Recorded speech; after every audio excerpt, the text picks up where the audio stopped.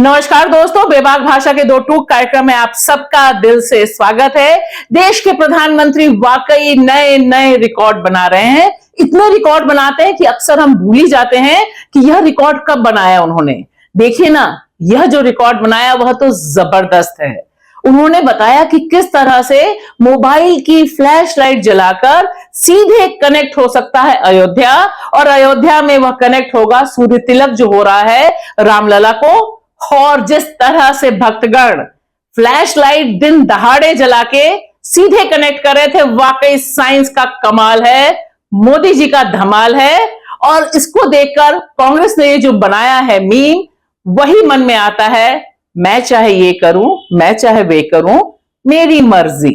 सुनिए प्रधानमंत्री का महान भाषण।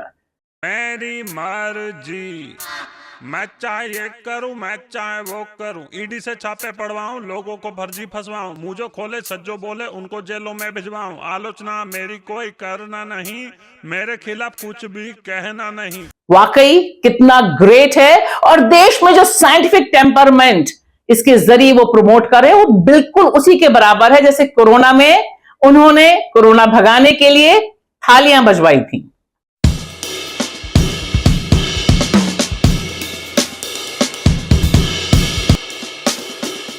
मोबाइल किरण तो आप तक पहुंच गई, और साथ ही साथ यह दावा भी पहुंच गया मोदी जी का कि वह है तो क्या क्या मुमकिन है, किस तरह से वे लोगों को और खास तौर से मतदाताओं को लुभा सकते हैं।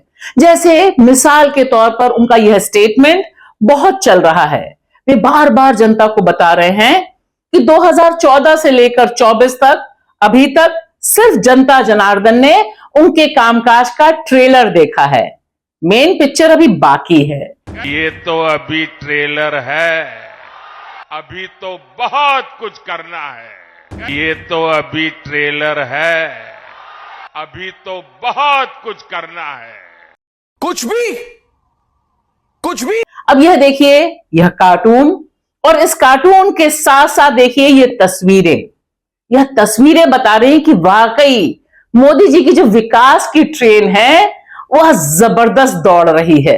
बस दिक्कत यह है कि आम भारतीय नागरिक उसमें बाहर खड़ा हुआ है और तक रहा है कि विकास की ट्रेन किस तरह से छूमंतर हो रही है।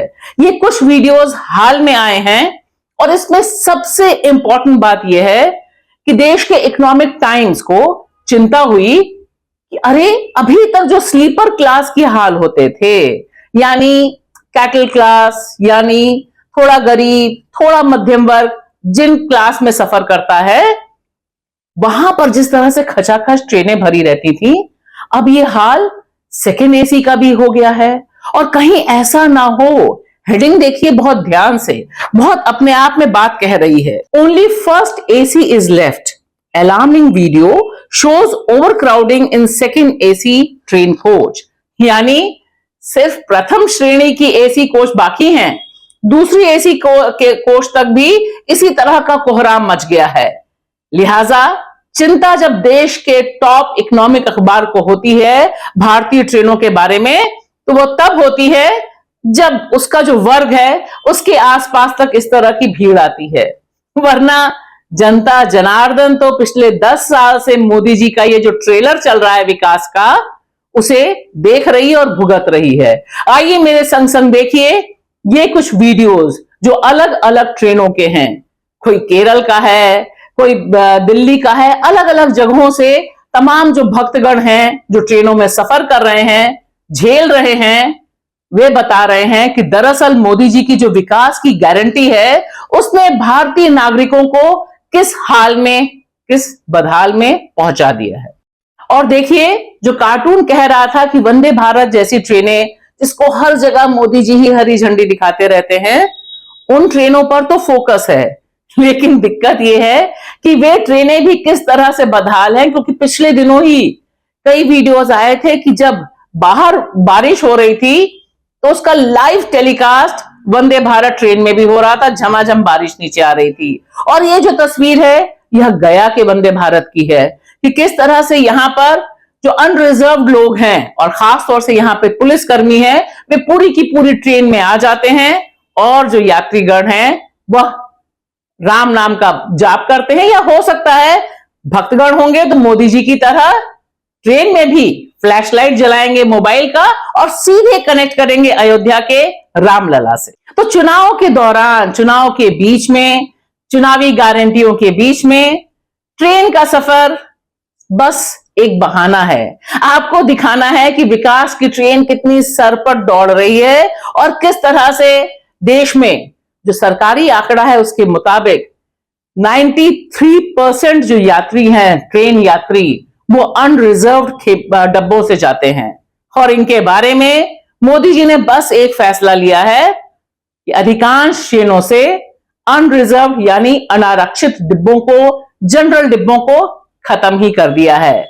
ना रहेगा गरीब का डब्बा, ना दिखेंगे गरीब, और यहीं गड़बड़ा गए मोदी जी, क्योंकि ट्रेन भारत की लाइफलाइन है और गरीबों की लाइफलाइन है।